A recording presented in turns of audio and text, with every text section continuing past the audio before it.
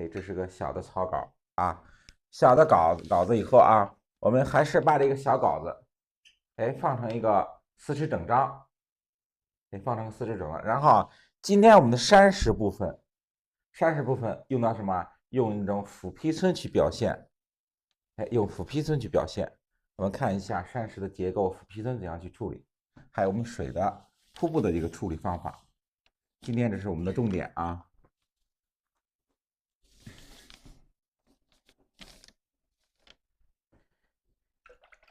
画之前，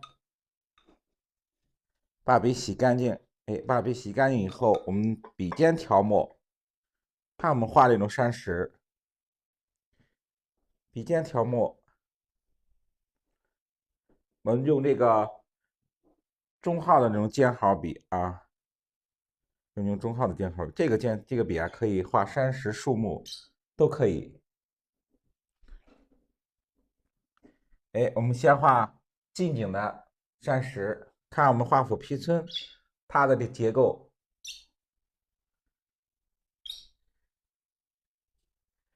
哎，先把轮廓勾出来。我们画山石，对吧？都是先把轮廓勾出来。你看，哎，先把个山石的轮廓勾出它的外形，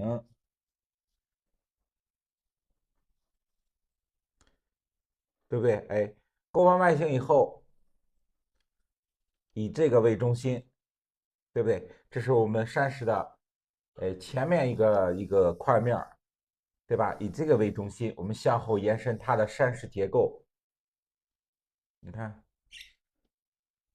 山石结构画的时候，它和这个我们画匹马村不同的地方，你看它的山石结构，哎，比较方硬，对不对？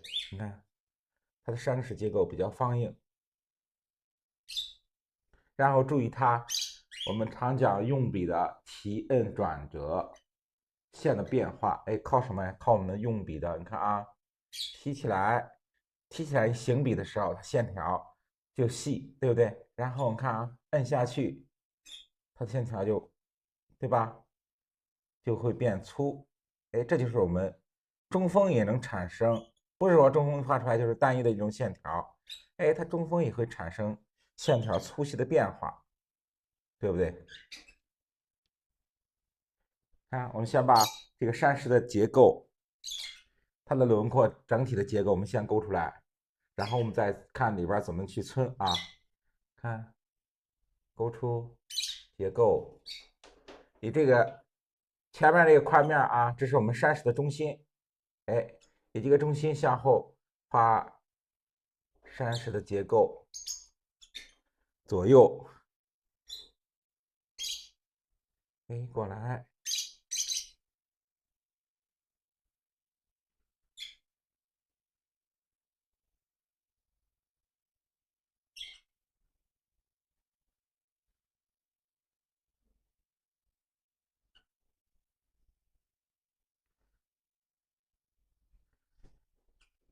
哎，看啊，这是我们前面山石的轮廓和里边的小结构。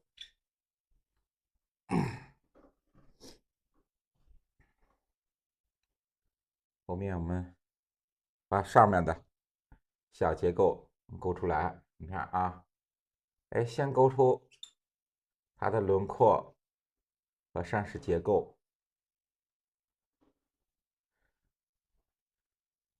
下面我们再去加皴啊。看我们斧劈皴用的时候，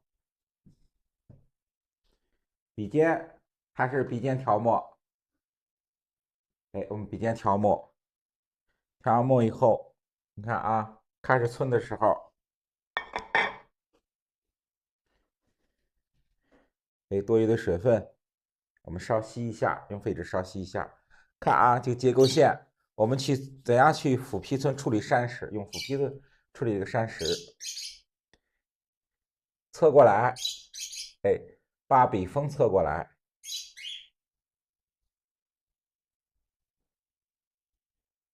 哎，向下、向左、向右，你看啊，这样去皴。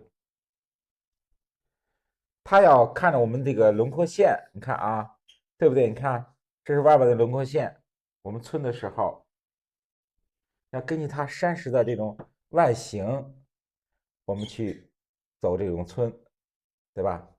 看皴的时候注意它的皴笔的大小，还有它的长短。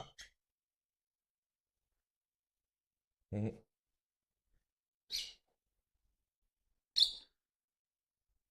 看这种皴，就是说斧劈皴，就是说，好像是我们在这个简单一点讲，就是什么？就我们用这种斧子在山石，对吧？山石它这个面上去凿，哎，那种痕迹，对吧？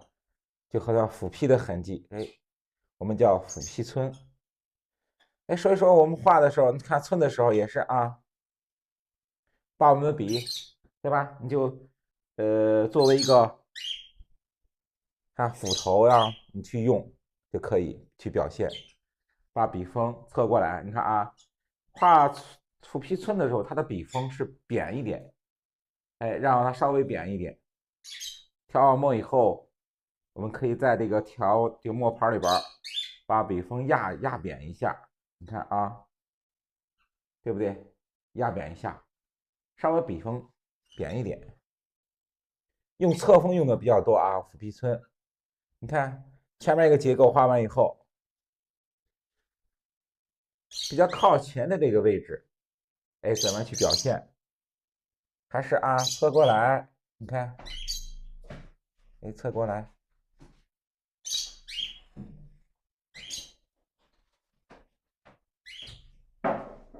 横着哎，横着皴，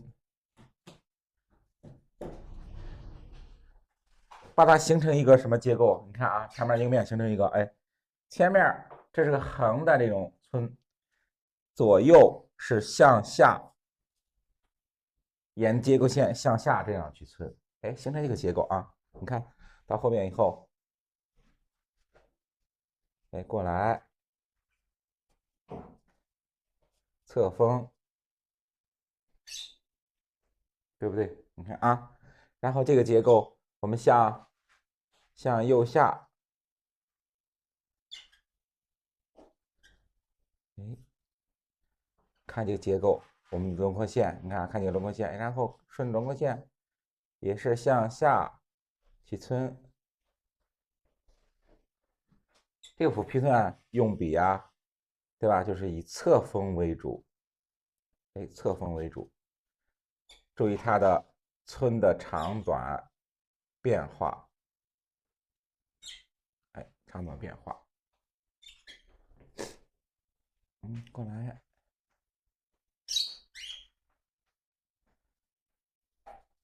你看我的笔锋是不是哎一直在用侧锋去表现？哎，后面结构，你看前面结构也是在这个轮廓线的后边，我去处理的皴，对不对？后面也是还在这个结构线后面，我们去处理。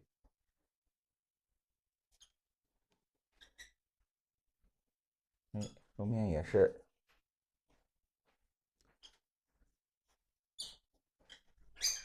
哎，顺着结构线，哎，在结构线的后面，我们去处理它的斧劈皴分出它的是吧？分出它的敏感结构。你看，它和匹马皴不同的地方就是我们画的山石表现来说，表现那种比较坚硬、土质少的这种山石结构，哎，然后侧锋用的比较多，哎，我们匹马皴呢中锋用的比较多，对不对？哎，这个呢，哎，我们侧锋用的稍微多一点。哎，这是一块静静的山石，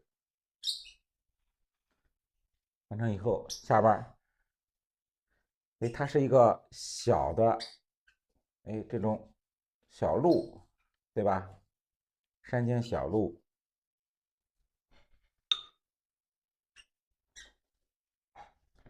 过来，你看横着横笔，对不对？就是现在啊，这是用的就是说折带皴，就是横笔过来向下去皴，过来，你看啊，勾线过来，然后侧锋向下，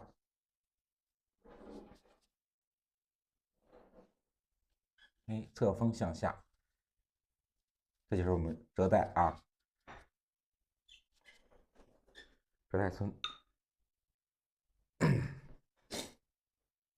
哎，小的山石，你看啊，我们大的这种石块用斧劈皴，知道怎么表现了，对不对？然后小的石块，侧锋分出简单的块面结构，对不对？你看啊，暗部、亮部，哎，分出来就可以，不用分的太多结构啊，因为小石块，对吧？不用分太多的结构，分个小结构，分个明暗就可以。你过来，哎，只是啊，一个小路过来，穿过来到后面的瀑布，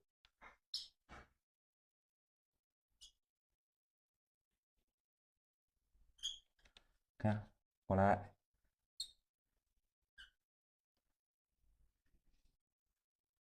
小平就是说，看啊，小的这种碎石，我们处理结构，哎，不用处理的太复杂，对不对？哎，你简单的分出它的明暗就可以，哎，简单分出明暗，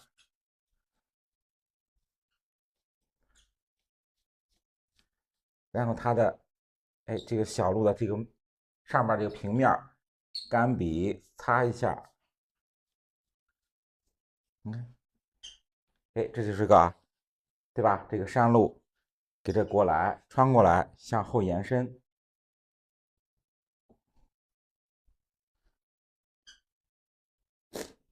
然后后面稍对应的地方，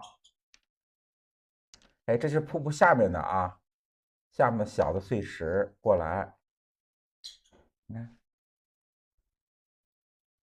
他画这种斧劈皴的时候，对吧？它的结构还有它的外形轮廓，对吧？可以稍微的让它不是说我们画蓖麻皴这种，哎，都是比较圆，哎，圆润的那种山石结构，哎，画这种斧劈皴的时候，让它稍微的方正一点，哎，稍微方正一点。你看啊，我们再画个小的结构，哎，有棱有角的啊，这种山石都是表现这种坚硬的山石。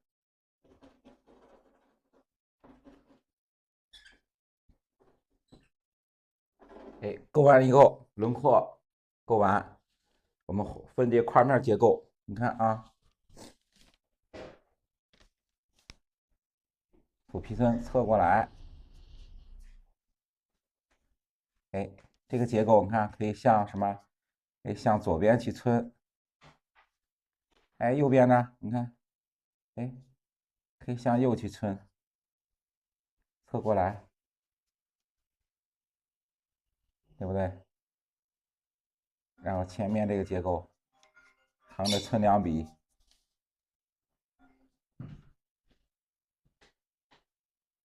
哎，分出什么？你看，它也是和我们画这个蓖麻皴开始讲的时候，十分三面，对吧？它也是分出一个三个块面来，你看是不是？这是前面一个面，左面、右面，对不对？也是啊，我们把这块面结构分出来，它这个山石才能有什么？才能有这个立体感，才能有空间感，对不对？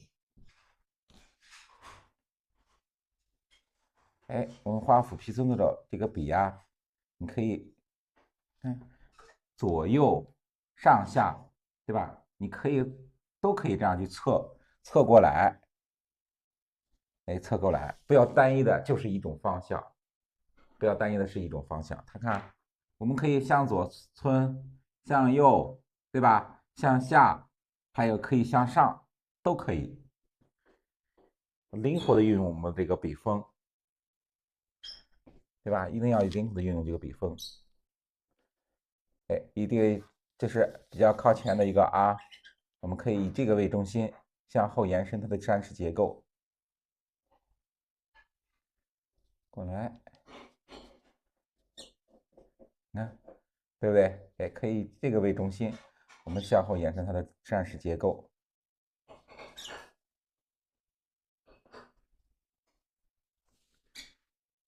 对，画完轮廓、结构，然后村。你看啊，我们这个笔锋可以什么？你看啊，向左，向右，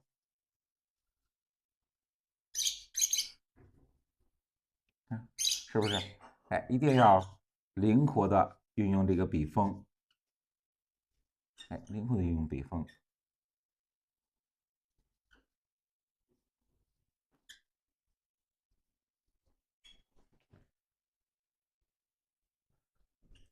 哎，过来，水中的小的碎石画出来。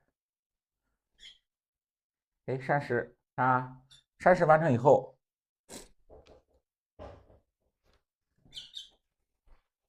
上面要长树木的话啊，哎，单钩，我们可以单钩一个树木过来，十分三面，树分四枝，对不对？哎，简单的分出树的四肢，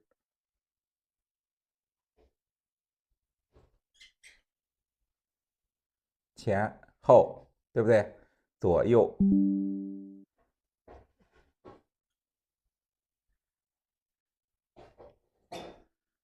哎，前后左右，哎，就把树的这种空间感处理出来，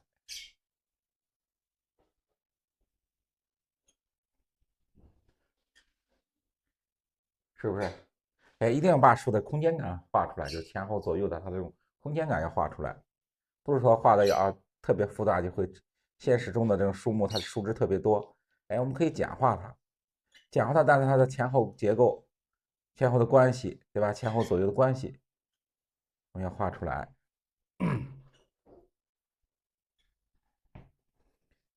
画完以后啊，小树枝，对吧？画完以后可以加一些树叶，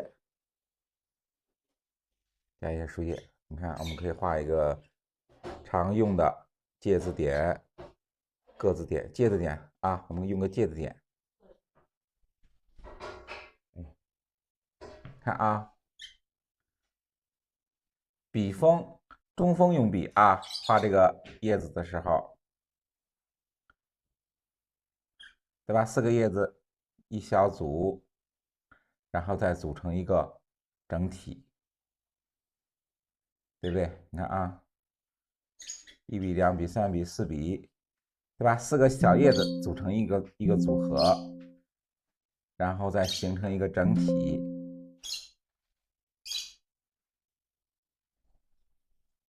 上面的叶子稍微多一点，哎，上面叶子稍微多一点，下面的叶子稍微少一点。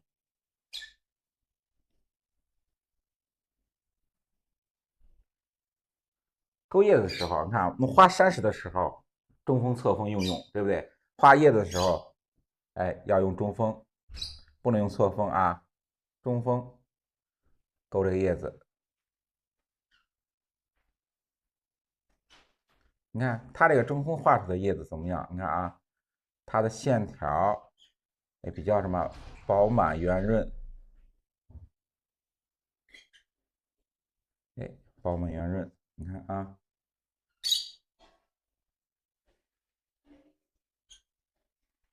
哎，有聚有散。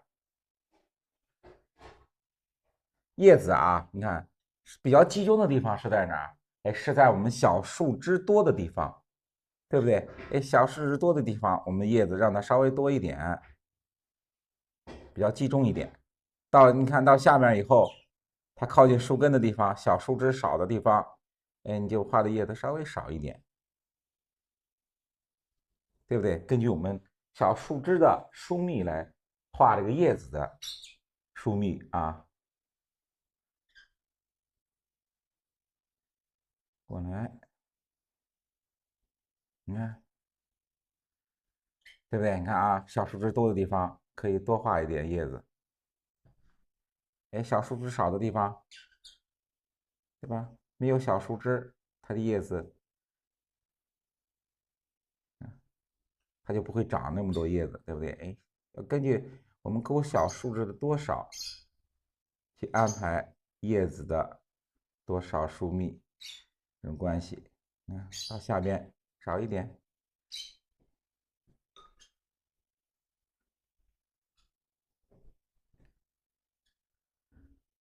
哎，然后看这边到右边的啊，右边我们画一个小的红树，这个树对吧？我们前面这个是那种夹叶的红树，到后面也可以画那种点叶的啊，用颜色直接点出来。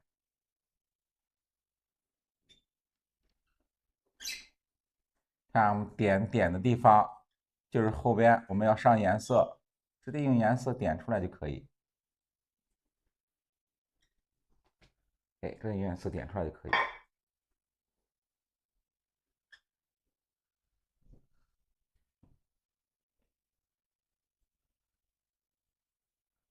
哎，树木，你看啊，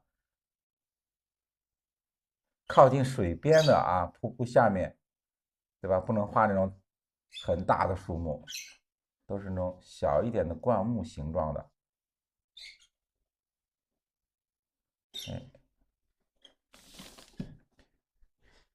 先勾树枝，勾完树枝以后，你看啊，勾完树枝以后，我们再长叶子。看我们前面画这个夹叶树的时候，就讲这个是吧？小树枝多的地方，你可以把叶子安排多一点。我们下边你看啊，这也是我们小树枝地方，在这个方位开始长叶子，也是在，你看也是用这个中锋笔尖的部分，我们去画叶子，由浓到淡的变化，这是勾的，对不对？哎，我们下面是点，哎，点的叶子。由浓到淡，你看啊，用笔的笔墨变化，哎，由浓到淡，由湿到干。它树尖的地方是吧？树头、树尖的地方用墨稍微湿一点，随着笔中墨的水分变少，它就会变淡，然后也会变这个干一点，就是我们处理虚的地方，哎。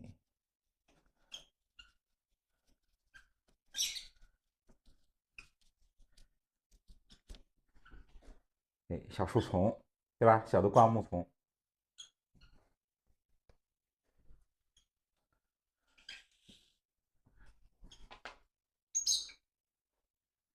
哎，后面你看啊，夹着石头后面可以加一个小的小亭子过来，先画这个下面小亭子的这个顶部啊，哎，顶部画出来，画它的柱子。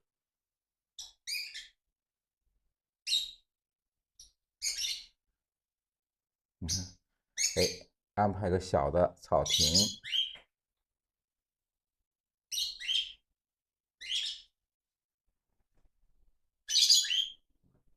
哎，下边淡墨画出它的平台，对不对啊？你看下边我们是个大的这种大的石块，哎，下面安排一个平台，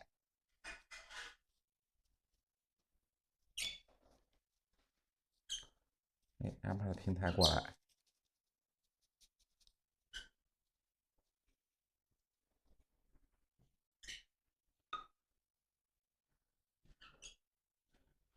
下面就是我们画瀑布的地方，看啊，远处就是画瀑布的地方。画瀑布的时候，我们先画什么？哎，先画我们瀑布前面的一个结构啊，先把瀑布前面的结构画出来。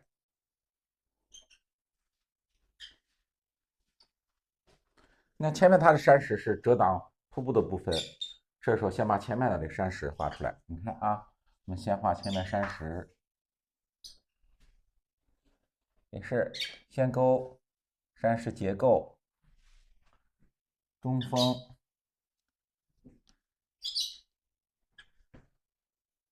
哎，先把前面这个山呢，它的前面结构，对吧？画出来。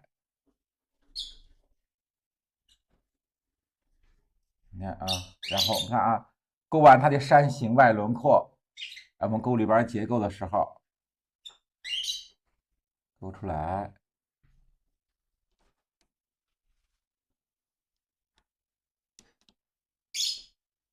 看到下面啊，虚下来，到下面一定要虚下来，因为下边就是我们水落以后，对不对？溅起的云、水汽，对吧？溅起的水汽，所以说我们下边山石也是要处理成虚一点，对吧？处理成虚的，上面是实一点，下边是虚的。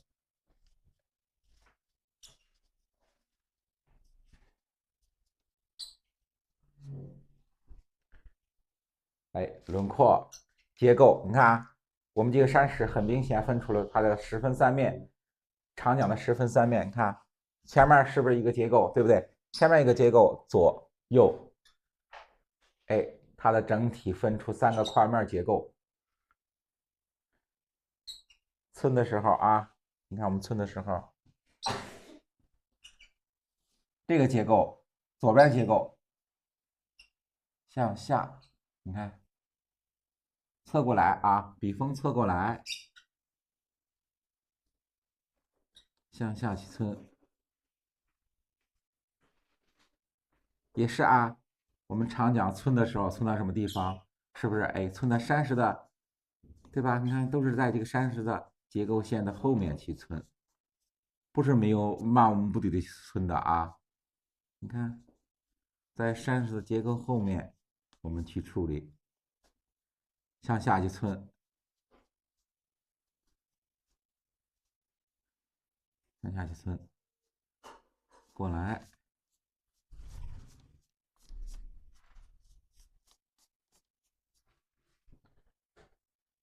对不对？哎，向下去寸的，你看左边结构，我们知道寸的方向，然后右边，你看啊，你过来，你看，在结构线的后面，哎，我也是啊，向下去寸，哎，向下去寸，它形成一个什么结构？你看，大家看一下，是不是？哎，它的结构线后面，对吧？就是我们山石表现凹进去的地方，上面留白的地方，就是我们山石鼓起来的地方，对不对？这个是，哎，这是比较明显的，对不对？你看啊，处理它的明暗结构，是不是？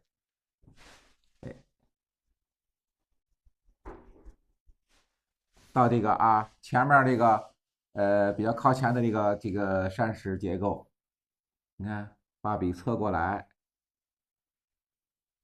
也是向下，你看，哎，向下去寸，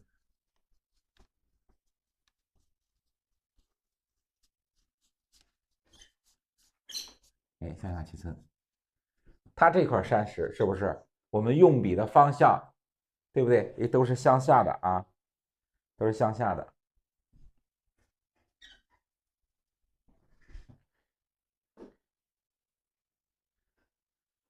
然后我们留着瀑布，这是水口，我们开始处理水口，稍微的看啊，处理山这个水口的时候，用墨稍微的重一点，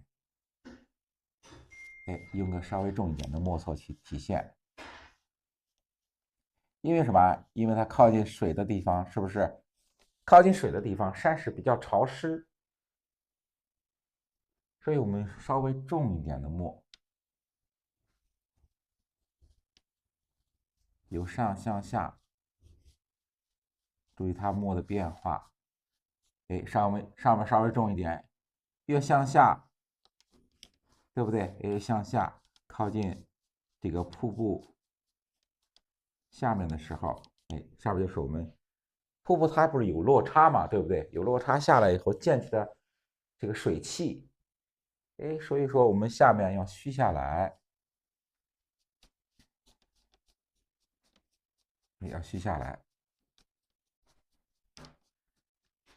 要有一个墨色的自然变化，对吧？不要说你看啊，画的时候尤其画我们水口的时候，不要说上面墨重，到下边还是墨重，硬断那种方法，对吧？那样显得特别不自然。所以说，我们看这个墨由上稍微重一点的墨，到下边越来越淡，到下边虚下来，对不对？它有个墨的这种这个层次变化。到下边以后，我们处理下边水汽的时候，哎，这样虚下来，用淡墨稍微渲染一下，它就把下边的水汽蒸腾的水汽，哎，我们能表现出来。你看啊，在一个向上的结构，你过来，你看用皴的时候，我们的用笔一定要注意啊，我们皴这个山石的时候用斧劈皴，你看啊，侧锋，哎，侧锋，把这个笔尖侧过来，让它小于对吧？小于45度的这个角度，去和纸面去接触，看对吧？你看啊，来看一下我这个笔的这种用笔的这个角度，你看啊，是不是？哎，要低于45度的角度去接触纸面，让那笔锋接触纸面的面积，哎，要大一点，要大一点。这就是啊，侧锋。然后皴的时候用笔啊，一定要肯定，对吧？你看我到的时候，哎，这就是结构线，哎，我皴就是在这个位置，哎，非常果断肯定的，哎，向下去皴出来。看啊，这水口完了以后啊，画完水口以后，我们开始画瀑布，对不对？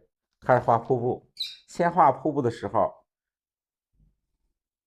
先把我们瀑布里边的这个水中的那个碎石先画出来，然后留白的地方就是我们水的这种位置啊，对吧？先把我们里边水流中的碎石先画出来。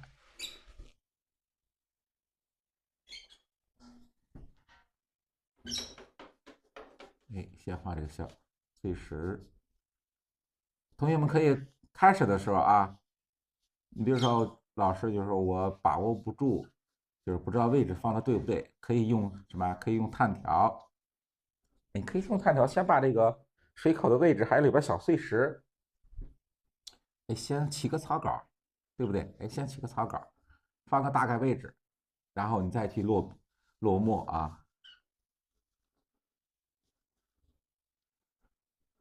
看碎石是吧？水中小碎石画的时候啊，到下面你看啊，到下面的时候，侧锋用笔呢稍微的看啊颤抖，对不对？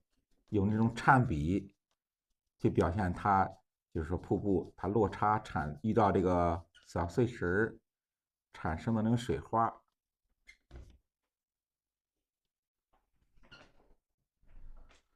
哎，颤笔，这个时候我们画这个碎石的时候，你看啊，我们再看画一块，哎，这是稍微大一点的，你看，尤其画下面的时候，你看画笔稍微颤一点，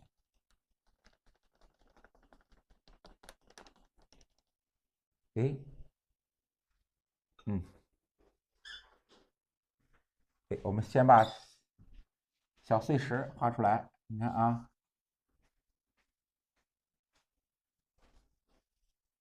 留白的地方，看啊，留白的地方就是我们水流的地方，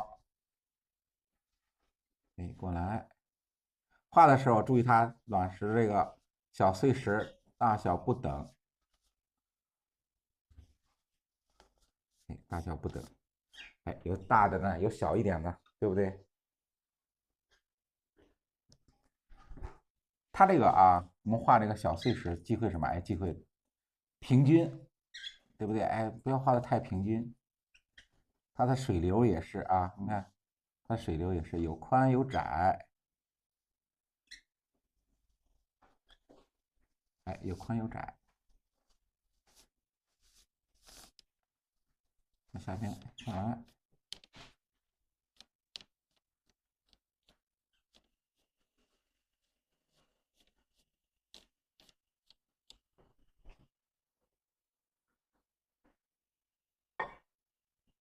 嗯，对吧？窄一点的，宽一点的，哎，这个要分出来啊。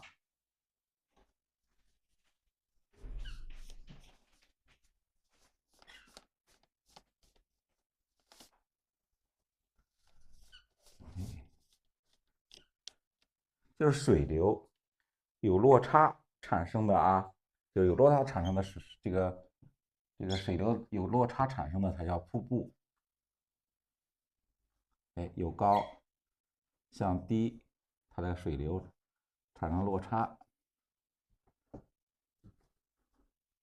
哎，看这是一层啊，然后上面再来一层小的。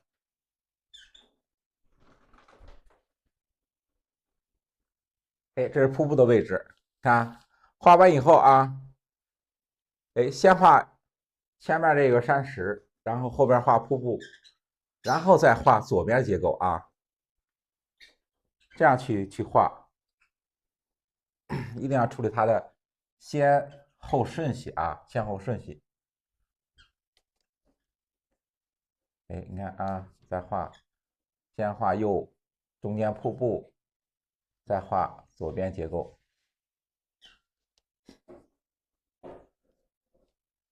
哎，下边接下来，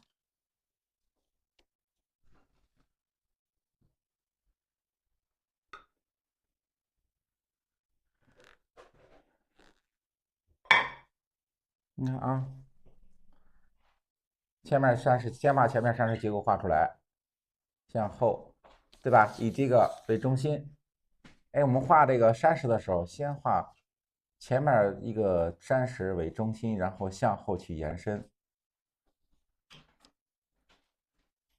哎，过来，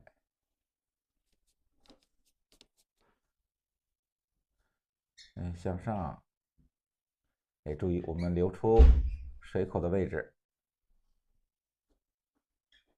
看，哎，留出水口的位置。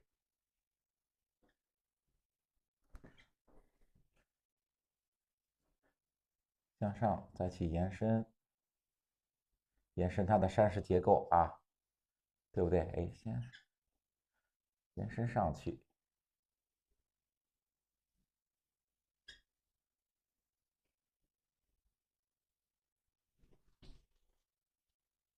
哎，形成一个结构。看啊，这一组完成以后，哎，寸的时候，看啊，寸的时候，先什么呀？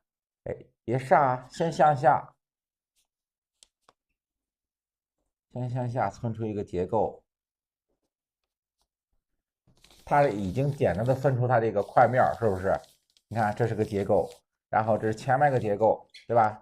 右面、左面，你看啊，画寸的时候，沿这个结构线，哎，向下，向下，你看，对不对？笔锋侧过来，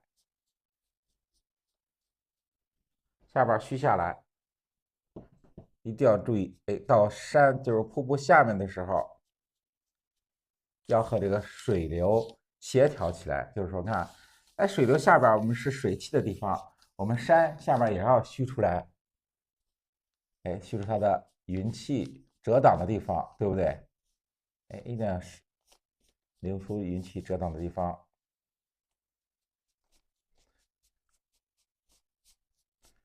哎，虚下来，看下面这个结构画完以后，然后在这个结构线的后面啊，我们去处理后面的侧过来，你看侧过来，向下起村，哎，向下起村。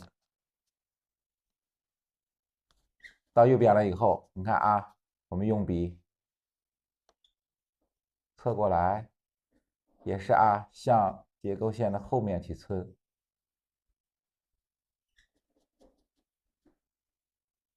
哎，你看啊，对不对？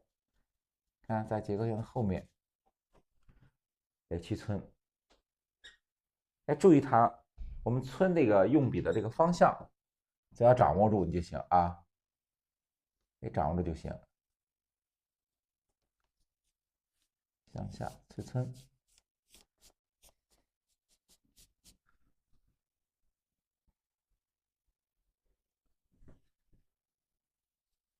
看到这个结构以后啊，直接村稍微长一点的，再过来。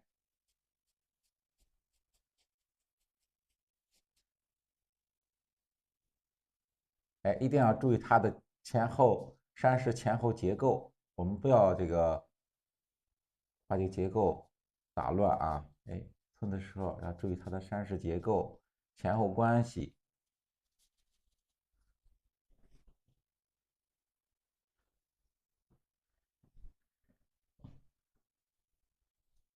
哎，后边小的石块遮挡一下。到上面的时候啊，看到瀑布上面的时候要注意什么？它的水口你要交代，对吧？虽然是前面是一个瀑布，你也要交代一下它水流位置，从哪流过来，对不对？你不要说凭空就是有个大瀑布，对吧？一定要上面要交代一下它水流的方向、来龙去脉，对吧？你要交代一下，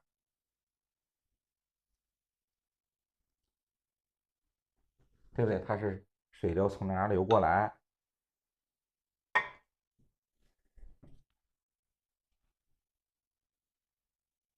稍微淡一点的墨。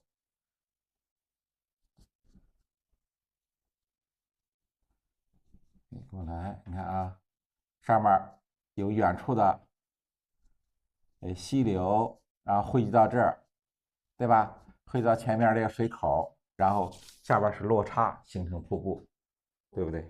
这个我们的斧劈村，对吧？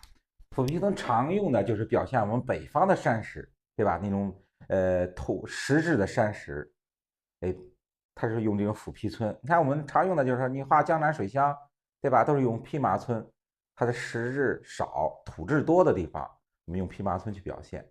到北方来说啊，对吧？这种比较险峻的、坚硬的山石，哎，用斧劈村去表现。看我们到后面的啊，后面那个上面远山还没有处理啊，我们先把这个近景的山石还是中间的瀑布，我们先那个画出来以后啊，看我们远处的这个远山还有水流的位置啊，哎还没画出来，稍等一下，我们去画后面的啊。那画布的时候一定要注意什么？注意你瀑布，就是说虽然是以瀑布为主，但是也要交代什么水流，水从哪里过来，对吧？我们常讲啊，你要把这个水的来龙去脉你要交代出来，不是说凭空就出了个大瀑布，对不对？所以说画的时候一定要懂这个它的这个道理。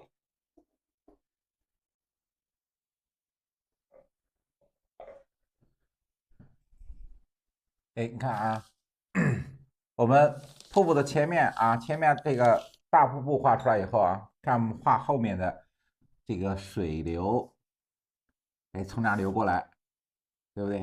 哎，到后面啊，哎，用墨稍淡一点，把两边，对吧？两边的这个结构画出来，对吧？你看，哎，两边的结构画出来，这就是啊，上面对吧？瀑布上面这个溪流形成的这种结构。哎，先把溪流两边的山石画出来，用淡墨。到这一块啊，不要用什么，哎，不要用重墨，哎，要用淡墨去画，用淡墨去画。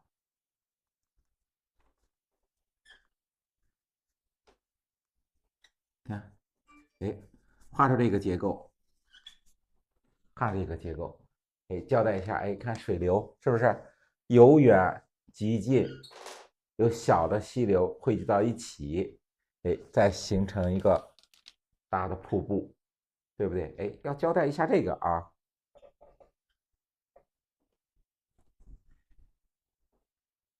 过来到上面啊，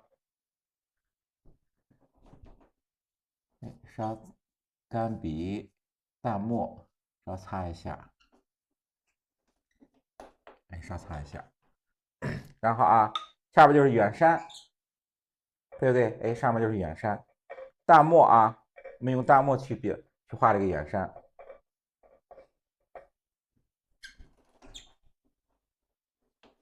哎，要统一啊。我们画这个远山的时候，和我们画那个前两天画那个江南水乡远山，它都是那种圆形的，对吧？比较圆润的。哎，看我们今天画的这种山石，都是那种腐皮村比较坚硬的山石，所以画这个远山的时候也要协调。你看啊，画远山都是那种哎比较见棱见角的啊，你看对不对？要画那种比较见棱见角的那种远山。哎，我们画这个画的时候，注意什么？注意它的协调前后，山的协调。不要说，你看前面的，如果你看，我们想象一下，你前面的山石都是这种比较方正的那种坚硬的山石，到后边你画个圆形的远山，对不对？你很，就是一看就是不是一幅整体的画啊，这不协调。所以说，我们画远山也要看前面山石的结构，我们去处理远山。哎，画那种，看啊。哎，有那种山峰，对吧？有那种尖形山峰，哎，这样远山才会我们前面的山石、瀑布，对吧？你还能协调到一起。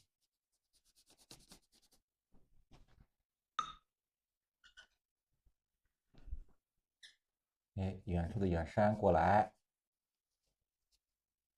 对吧？好多山峰、峡谷，中间是云雾啊，我们中间是处理的云雾啊，对吧？远山一层层远山，然后汇集到前面这个小河流，汇集到一起，然后在这儿产生一个大的落差，这才形成瀑布。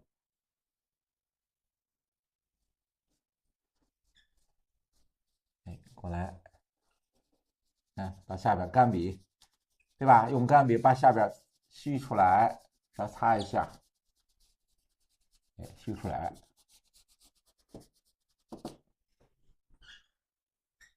看，这就是远山，对吧？我们每一幅作品，看我们每一幅作品都是近景、中景、远景，对不对？每一幅作品都是这样，哎，尽量完成一个整幅的这个构图。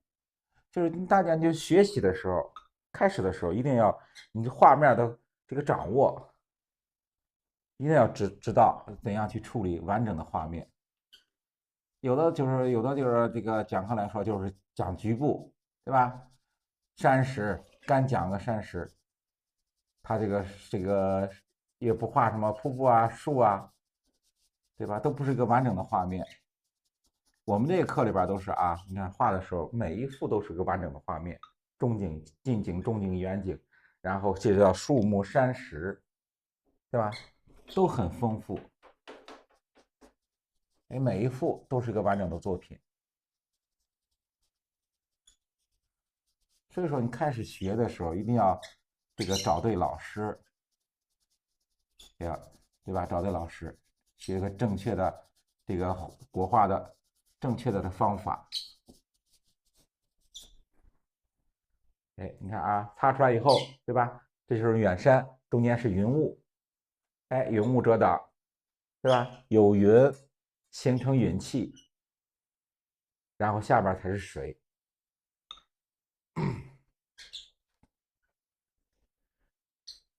上面啊，你看，哎，右边呢，山石上面我们可以什么安排一些小的树木，看啊，安排树木。我们常讲，看远山无村，远树无枝，哎，对吧？哎，不要画小树枝，只画这个树干画出来。哎，只把树干画出来。画出树干以后，我们点叶子，点叶子也是，你看啊，由浓到淡去点，你看圆形的，然后大横点，哎，大横点，圆形点，大横点，哎，不同的点组合成，哎，我们组合成一个树形，是不是？你看啊，注意什么？注意它墨的变化，你看由浓到淡，哎，注意它，我们常讲画这个小树丛，注意什么？注意它树的高低错落，哎，高低错落，对吧？注意它的高低错落。这小树有高有低，有胖有瘦，一定要注意它树形的这种变化。哎，一定要注意树形的变化。右边、左边，看啊，处理完右边以后，左边也要，对吧？左边也要有小的树木。看啊，是不是？我们每一幅作品我们画的时候，对吧？都尽量完善它，尽量去完善它。就是说，涉及到的，你看这个山石、水流，还有它的树木，你看近景的树木也有，远景的树木也有，对吧？所以说每一堂课里边我们学到的知识，涉及到这个技法都很多。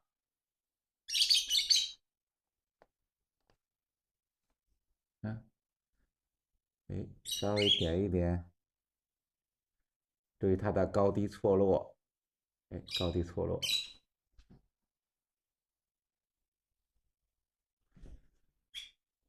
哎，前面是圆点，后面可以点一些横点、小横点，把笔横过来去点。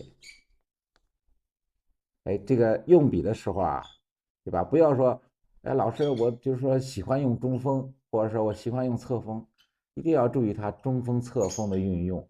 还有呢，你看这笔啊，我们可以直起来用，对不对？也可以侧过来用，都可以啊。那灵活的运用它这个笔锋。看，现在我们可以，对吧？把笔锋竖过来去点，也可以把笔锋侧过来去点。哎，一定要熟练的运用各种这种笔锋的变化。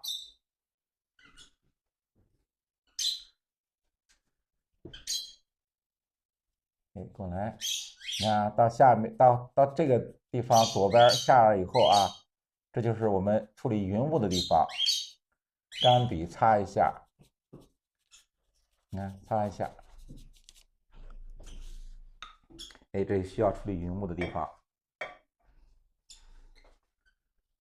前面啊，小亭子的地方，哎，小亭的地方，增加一些树木啊，我们可以画一些小的树木，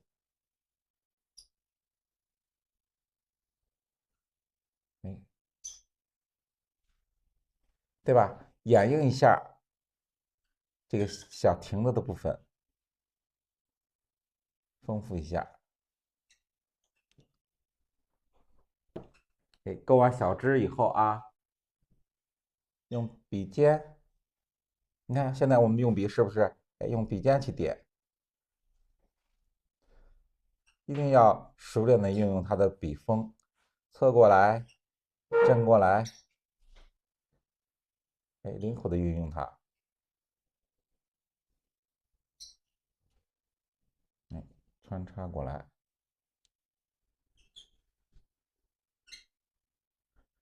到下边，你看啊，到下边它的小石块上面啊，哎，可以长一些小的灌木。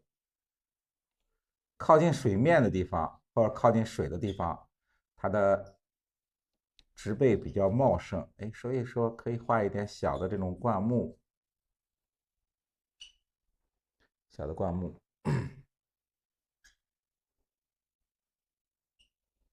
嗯，可以用什么啊？芥子点、鸽子点，对吧？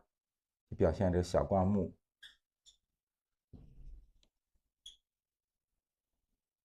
一看靠近水边的地方，经常有这种小的灌木，我们就用什么？用这种哎点子去表现，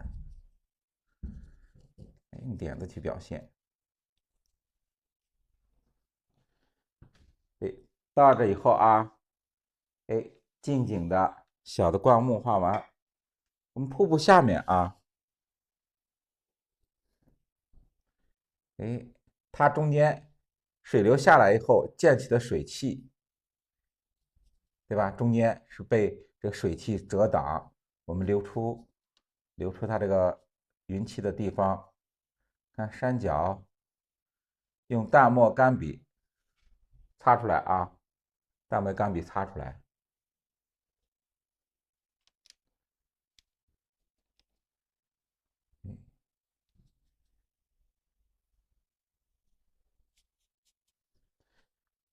哎，前面你看啊，水流下来以后，这是水汽蒸腾的地方，到前面以后，对吧？有那个水流，我们要画一下啊。用这个中锋，你看，中锋勾一下，哎，这个水流，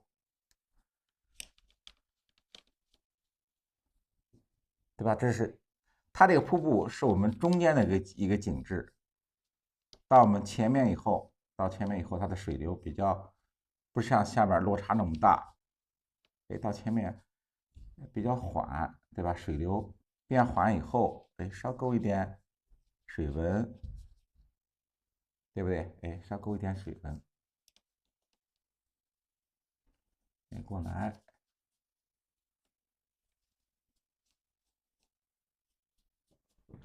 哎，稍勾一点水纹。中锋啊，中锋淡墨，尤其勾我们的水纹的时候，哎，不要用中墨，哎，记住，不要用中墨，哎，淡墨去勾，哎，勾个水纹。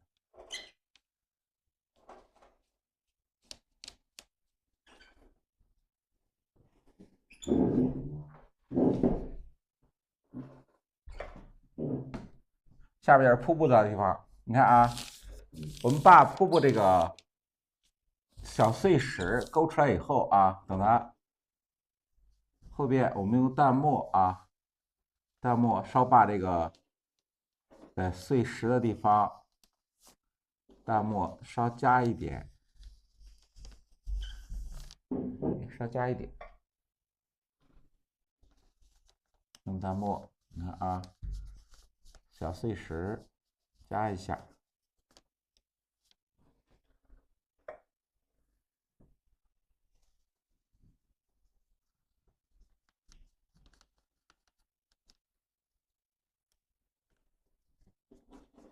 可以靠近水口的地方，看啊，水流的地方，靠近山石、靠近水流的地方，用淡墨稍加一下，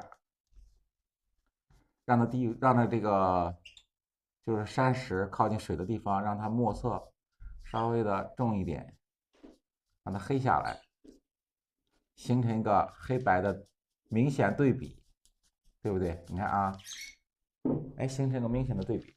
你看山石靠近水的地方，对吧？它不是长时间的被这个水去侵蚀，它的颜色相对来说比我们接触不到水的地方的山石，哎，颜色要稍微重一点，也稍微重一点。所以说，我们靠近水的地方，这个山石上颜色呀、上墨呀，对吧？稍微的多一点，稍微多一点。就我们画这个水口，对吧？为什么墨这么重？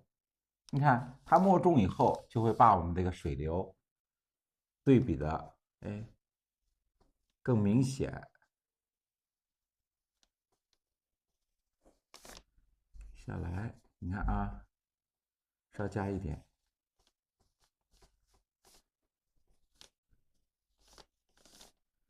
可以什么呀？你看啊，我们可以用这个小碎石，哎，也可以用这个侧锋去擦出水流，也可以用一些线，你看啊，对吧？也可以用几个线去表现，就是说墨块和我们线条，哎，结合在一起。我们传统里边画瀑布都是用线去表现，现代的瀑布的这种画法，哎，都是说，哎，用墨块、线，哎，结合到一起去表现。嗯，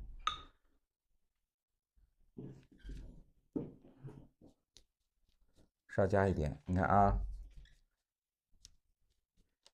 有皮村的地方可以稍加一点干笔、淡墨去擦一下啊，哎，稍擦一下，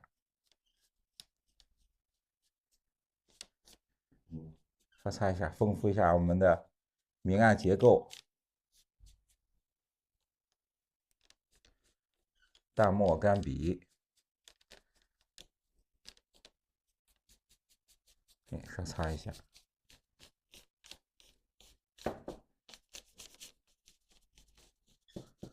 加深一下它的明暗结构。我来，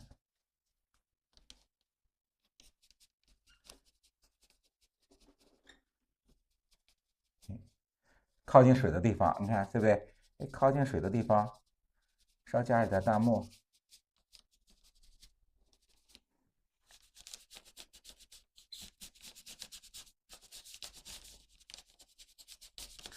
淡墨、干笔去擦一下。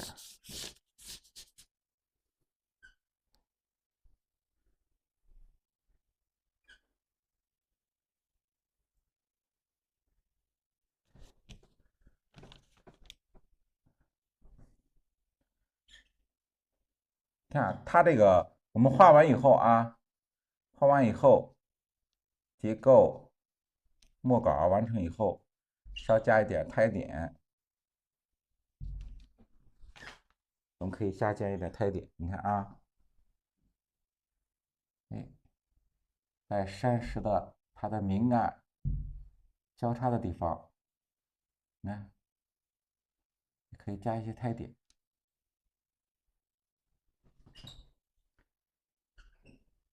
加胎点的时候，哎，需要看横的有竖点，有横点。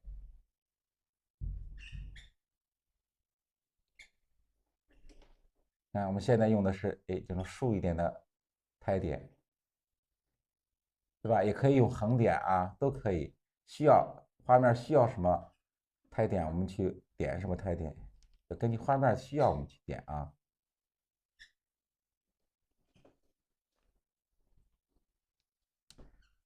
哎，我来，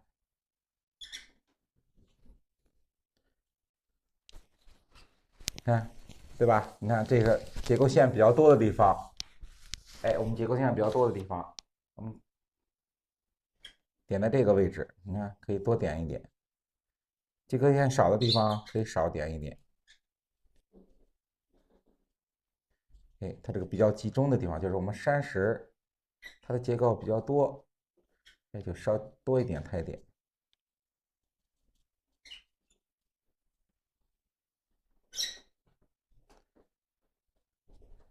哎，丰富一下。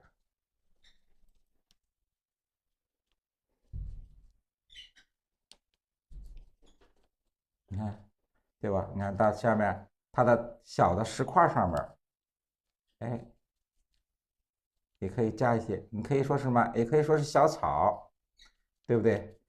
哎，小草代替小草啊，或者啥山石上面经过长期的这个潮湿，一种黑的那种苔点都可以啊。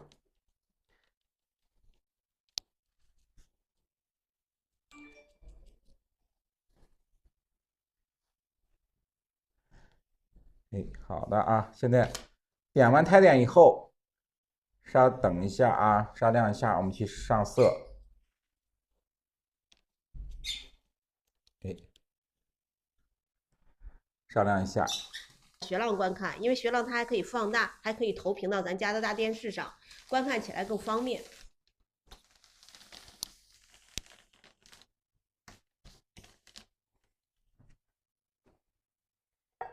我们今天这个啊，我们今天上一个浅酱的，我们上个浅酱的颜色啊。浅酱的颜色，先上赭石。哎，我们先上赭石，你看啊，赭石加一点藤黄。哎，我们稍调一点藤黄。哎，稍调一点藤黄，看啊。来，我再给我嗯，那个我们那位朋友说一下，那个谁8841号课和2号课呀，里边都是至少100张完整的泛画加50节的基础课程，总课时至少在180节课。它和2号课的课时内容完全一样，只是2号课带我们王伟平老师的点评，朋友们。2号课是带老师点评的，您画里边的每一幅作品，您都可以画完以后发给咱们老师，让老师给大家去做一个点评指导啊。这是这2个课程的不同。拍了课程以后，它2个里边内容是相同的。没有卷了，刷新一下去拍。那个谁，错放你的手，刷新一下，小黄车1号啊，刷新一下去抢拍去。课时内容是相同的啊。我们用生宣啊，对这个同学说的啊，对，我们练习的时候，对吧，也是用生宣去练习。你看我们所有的作品，我们课程中的所有的作品，不管是大小，对吧，都是生宣。看，我们开始上色，赭石加一点藤黄。我们先不打湿啊，我们先把山石的部分，哎，近景的山石部分，我们先染出来啊，然后我们再去打湿。你看，我们今天上赭石，哎，上在它的亮面结构啊，对不对？你看啊，哎，我们上在亮面结构，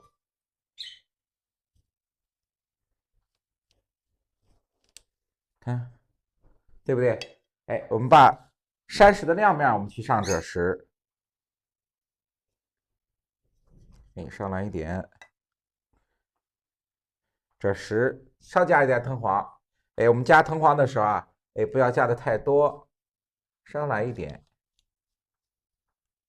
它的颜色还是诶，赭石是主色调，然后中间稍微加一点藤黄，对吧？这样你看，哎，你要单独的上赭石，它的颜色比较燥，就是说它颜色比较太亮，它发红的那种颜色啊，赭石。所以说我们加一点藤黄，然后它的颜色比较柔和。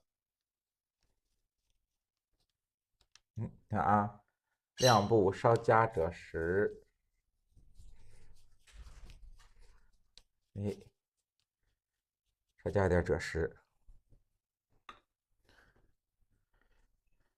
哎，下边对吧？下边这个小路，看向后过来，上后边的小亭子，哎，小路的这个亮面也是啊，赭石渲染一下，赭石渲染一下，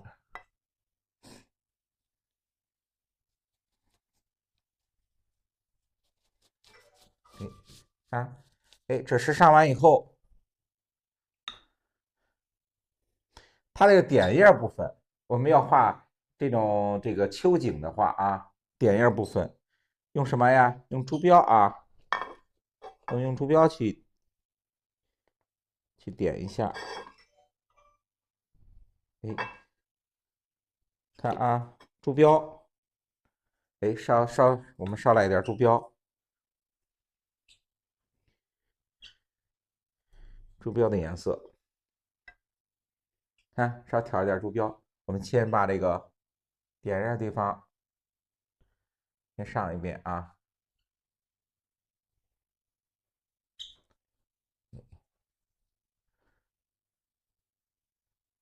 它这个我们要点页的话啊，加页数需要这个点2遍颜色或者3遍颜色，也要用这个颜色打一下底色。打底色以后，到我们后期我们再去上颜色的时候，这个可以上什么呀？上朱砂，对不对？哎，可以上朱砂。朱砂的话，我们用赭石也可以，用珠标也可以。我们用珠标去打底。比如说喜欢稍微亮一点的，就珠标。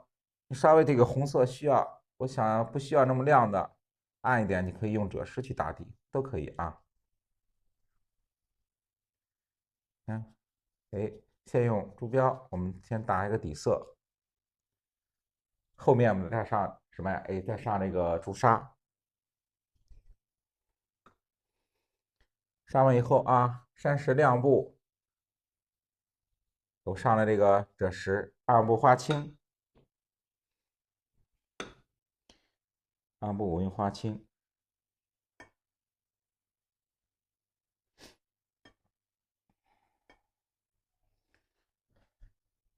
看，对吧？你看啊，亮部赭石，暗部花青。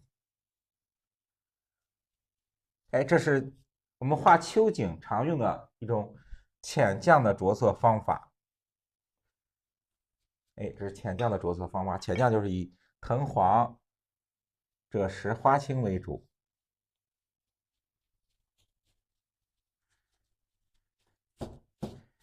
哎，它花青上在什么地方？哎，上在山石，你看，对不对？山石它的暗部结构，暗部结构就是哪？就是我们村的地方，对不对？村的地方，留白的地方就是我们山石亮部，就是鼓起来的地方。你看，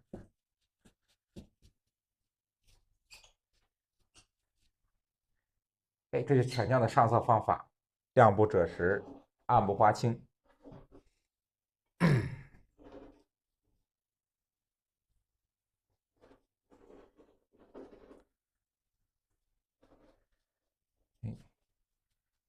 上完以后，近景的完成。哎，看这边山石，对不对？也是啊，先上赭石，亮部赭石，加藤黄，稍加一点藤黄，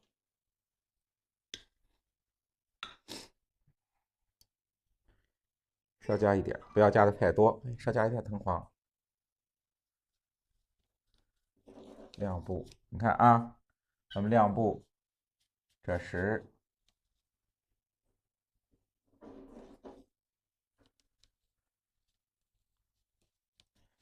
哎，先把赭石上一下。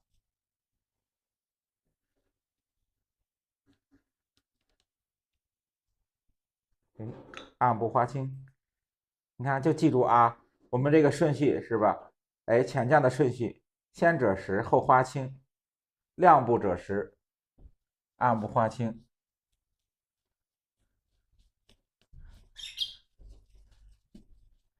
看，哎，亮部赭石，暗部花青。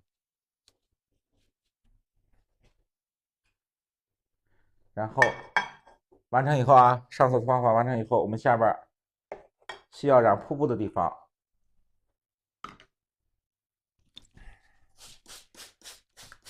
打湿一下，哎，稍打湿一下。还有下边，对吧？下边我们需要画水汽，对吧？它瀑布溅起的水汽也要喷湿一下，对不对？也要稍微喷湿一下。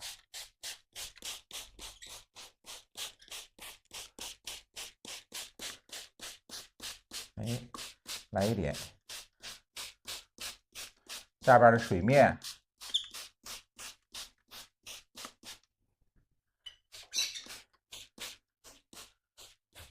看这样，对吧？需要我们打湿的地方，我们打湿它一下。打湿了以后，上面有这个浮水的地方。纯赭不，我们赭石也是加的藤黄啊。我们上赭石的时候都是稍加一点藤黄，稍加一点藤黄。因为啊，单独的赭石，对吧？它颜色发红，哎，有点比较生硬的颜色，所以说我们加一点藤黄，让它变得颜色柔和一点。我们可以啊，你如果觉得啊，我不喜欢加藤黄，你可以用一个赭石，单色赭石可以用一下试试啊，对吧？我们可以上色的时候，老师讲的这是技法，老师教给大家都是这个技法，然后大家可以随自己的喜欢啊，自己喜好，你可以加藤黄也可以，不加藤黄也可以啊，你可以根据自己的喜好去调颜色。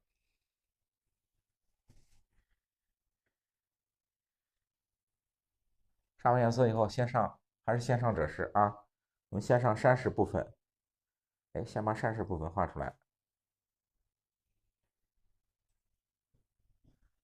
亮部赭石上一点，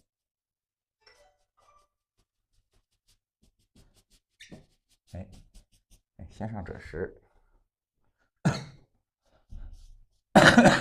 先把赭石，哎，统一的啊，哎，我们先把赭石上一下，亮部赭石。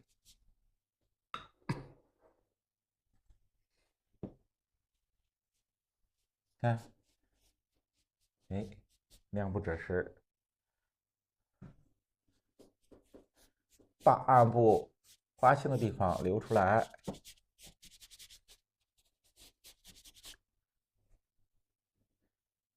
上完以后，花青，你看啊，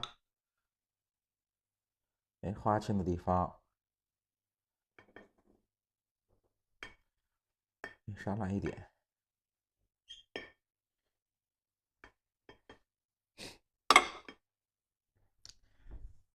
看留的暗部，对吧？哎，留的暗部，花青染一下，哎，让它花青和这个赭石，对不对？你看啊，哎，有点衔接啊，对吧？有稍微的过渡，有稍微的过渡。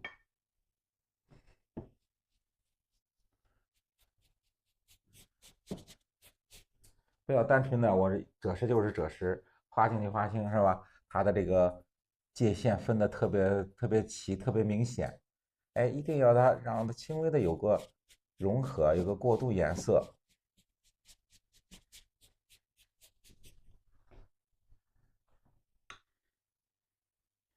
下边在上的时候，你看啊，花青，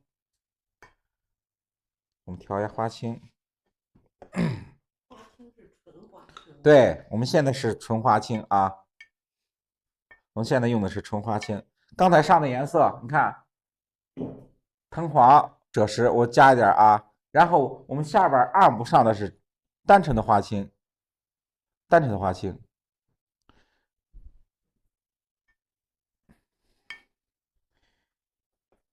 下面我们上的花青的时候，你看我们现在上第二遍颜色啊，花青加淡墨，调个墨青色，这是常用的啊。这个墨青色常用的是什么？是啊，染水，还有树木。花青加淡墨，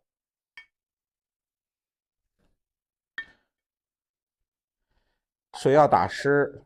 你看啊，为什么要打湿？我上颜色你就看出来了啊。花青调到淡墨，染水口，还有下边云的地方水汽，你看啊，像瀑布落差产生了一个水汽，对吧？用花青调淡墨，去染。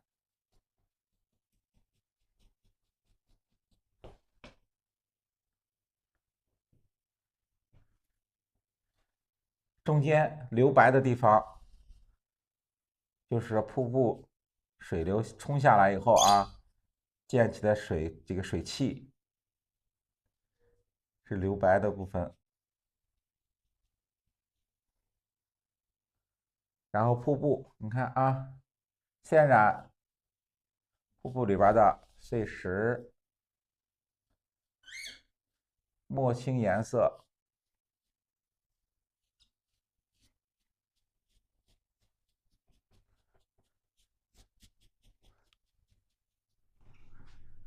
哎，注意啊，水瀑布下面它的水汽留白，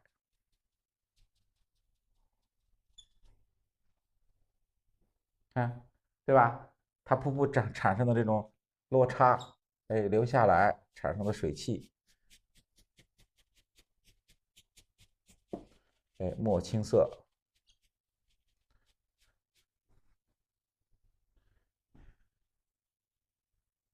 哎，染这个啊，染这个我们水中的这个碎石块留白的地方，看为什么要打湿？哎，因为我们去渲染水的时候，你干笔对吧？你干笔它不容易渲染，我们后期的处理颜色对吧？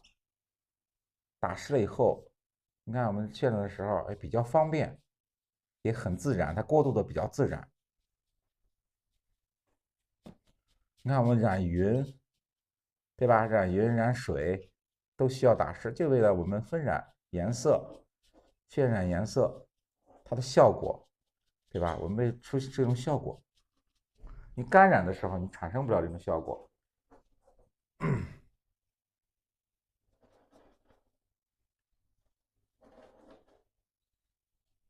过来染下面的时候啊，染瀑布，看，对吧？你暗部，我用这个墨青色去染，留白的地方就是我们水流的位置，对不对？你看，留白就是水流的位置。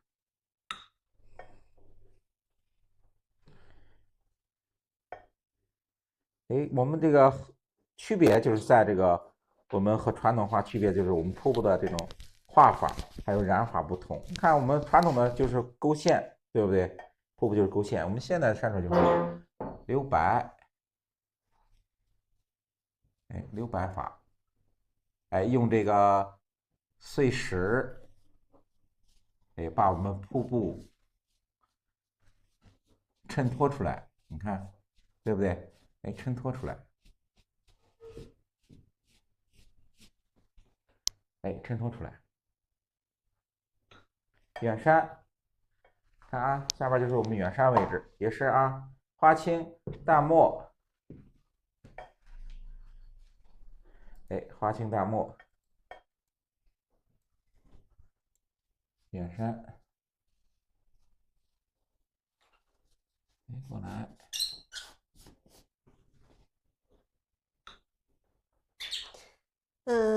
对，拍了课程，课程就是回放啊，朋友们，老师每天画的作品都会更新在咱们的1号课里的。您拍完咱课了，那个课里边，咱老师现在画的这些都会放进去啊。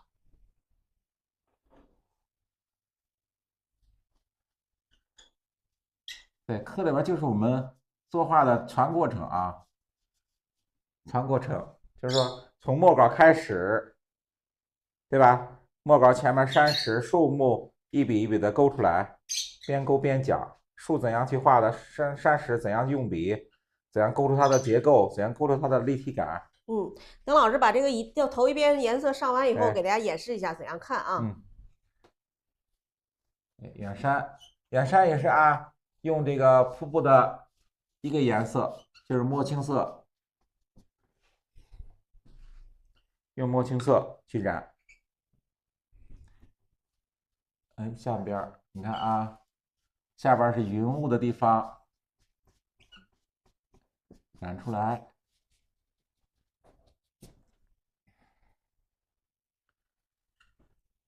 哎，下边儿你看啊，中间我们留白，我们常讲记白当黑，对不对？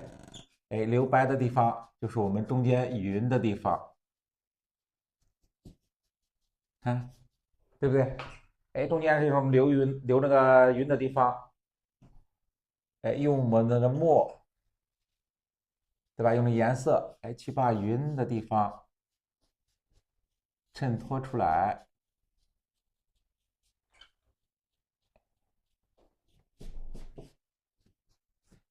这是我们常用的湿染匀的方法，对不对？哎，常用的湿染匀的方法。过来，看中间，对不对？上下都是这种墨青的颜色，哎，中间留白就是我们匀的地方，匀的地方。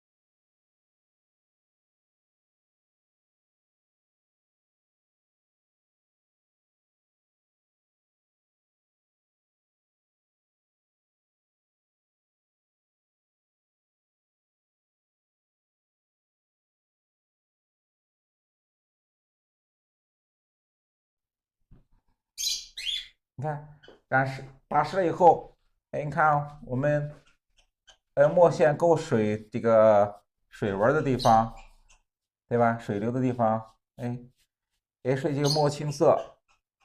看我们浅酱，对不对？浅酱就是藤黄赭石花青，然后稍微有一点淡墨。哎，这个颜色是不是？它不是说想象的那么多。哎，浅酱的颜色来说比较清雅。